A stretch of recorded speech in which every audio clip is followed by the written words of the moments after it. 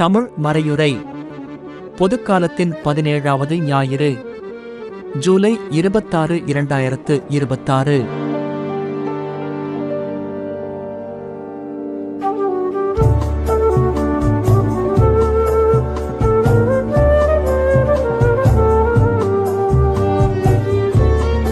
நாம் கண்டெடுத்த புதையல். பொதுக்காலத்தின் இந்த 17வது ஞாயிறன்று இறைவனின் அன்பையும் இறைவனின் ராஜ்யத்தையும் கண்டடைவதன் மூலம் விலைமதிப்பற்ற ஒரு புதையலை நாம் கண்டடைந்துள்ளோம் என்பதை கொண்டாடுகிறோம். இந்த உணர்தலின் மகிழ்ச்சியை நாம் கொண்டாடுகிறோம். மேலும் தாத்தா பாட்டி மற்றும் முதியோருக்கான உலக தினத்தையும் நாம் கொண்டாடுகிறோம். செல்வத்தை விட ஞானம் மேலானது என்று 1 இராஜாக்கள் புத்தகம் நமக்கு சொல்கிறது. அரசன் சாலமோன் தன் மக்களை நன்கு ஆளுவதற்காக செல்வம், நீண்ட ஆயுள் அல்லது தன் எதிரிகளின் தோல்வி ஆகியவற்றை கடவுளிடம் கேட்காமல் நன்மைக்கும் தீமைக்கும் இடையில் பகுத்தறியும் திறனை புரிந்து கொள்ளும் ஒரு இருதயத்தை வேண்டுகிறான். சமாதானத்திற்கும் மகிழ்ச்சிக்கும் ஊற்றாக விளங்கி பரலோக பொக்கிஷங்களின் மீது நாம் கவனம் செலுத்துவதற்கு வழிகாட்டும் தேவனுடைய பிரமாணத்தில் இன்பம் காண்பதில் சங்கீதக்காரர் மகிழ்ச்சியடைகிறார்.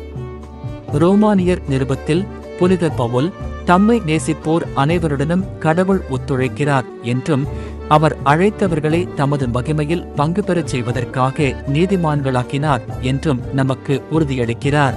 மத்தேயு நற்செய்தியில் இயேசு மறைக்கப்பட்ட புதையல் மற்றும் விலையுயர்ந்த முத்து பற்றிய உவமைகளை பகிர்ந்து கொள்கிறார்.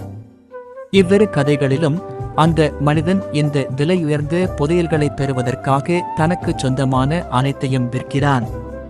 இது பரலோக ராஜ்யத்திற்காக எல்லாவற்றையும் தியாகம் செய்வது தகுதியானது என்பதை விளக்குகிறது. செய்தி: 13ஆம் நூற்றாண்டில் அசிசி நகர வீதிகளில் நீங்கள் புனித பிரான்சிஸை சந்தித்திருந்தால் அவர் உங்களை ஒரு அமைதியான மற்றும் அன்பான புன்னகையுடன் பார்த்து, அதாவது அமைதியும் எல்லா நன்மைகளும் என்று கூறியிருக்கலாம். புனித பிரான்சிஸ் அடிக்கடி மக்களை இவ்வாறுதான் வாழ்த்துவார். மேலும் இது அவருடைய இதயத்தில் இருந்த விருப்பங்களில் ஒன்றை வெளிப்படுத்துகிறது. நாமும் நம்மை நாமே கேட்டுக்கொள்ளலாம். என்னுடன் தொடர்பில் இருப்பவர்களுக்கு உண்மையான அமைதியை நான் விரும்புகிறேனா? மற்றவர்களுக்கு அமைதியை தரும் விதத்தில் நான் அவர்களை நடத்துகிறேனா? இப்போது இது எப்போதும் எளிதானதல்ல என்று நீங்கள் கூறலாம். சில சமயங்களில் நாம் மிகவும் ஆழமாக நேசிப்பவர்களிடம் கூட நமது நடத்தை அமைதிக்கு பதிலாக விரக்தியையும் மோதலையும் ஏற்படுத்தக்கூடும். புனித பிரான்சிஸ் தனது சொந்த முயற்சிகளால் அல்ல, மாறாக உண்மையான அமைதியின் ஊற்று தனக்குள் இருந்ததாலேயே அவரால் அமைதியை விதைக்க முடிந்தது என்பதை நாம் நினைவில் கொள்ள வேண்டும்.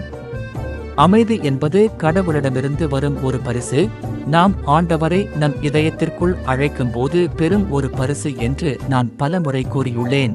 அப்போது நாம் அவருடைய அமைதியின் கருவிகளாக மாறி அதை நமது குடும்பங்கள், நமது சமூகங்கள், நமது நாடுகள் மற்றும் முழு உலகிற்கும் பரப்ப அழைக்கப்படுகிறோம். திருத்தந்தை லியோ 14. நாம் ஜெபிப்போம். மனித வாழ்வியல் அனைத்து நிலைகளிலும் அதனை இறைவனின் கொடையாக ஏற்றுக்கொண்டு அதன் மதிப்பிற்காகவும் பாதுகாப்பிற்காகவும் ஜெபிப்போம். ஓ இயேசுவே, நீரே எங்கள் வாழ்வியல் மறைந்திருக்கும் முத்து. உமது அன்பையும் மகிழ்ச்சியையும் நாங்கள் போற்றி பாதுகாக்கவும், நீர் எங்களுக்காக ஆயத்தப்படுத்திய இடத்தை நாங்கள் அடையும் வரை உம்முடன் பயணிக்க எங்களை அர்ப்பணிக்கவும் எங்களுக்கு உதவுங்கள். புனித கன்னி மரியாள் விண்ணக ராஜ்யத்தின் புதையலை ஒவ்வொரு நாளும் தேட எங்களுக்கு உதவுவாராக. மேலும் எங்கள் பயணத்தில் எங்களை பாதுகாப்பாராக. ஆமென்.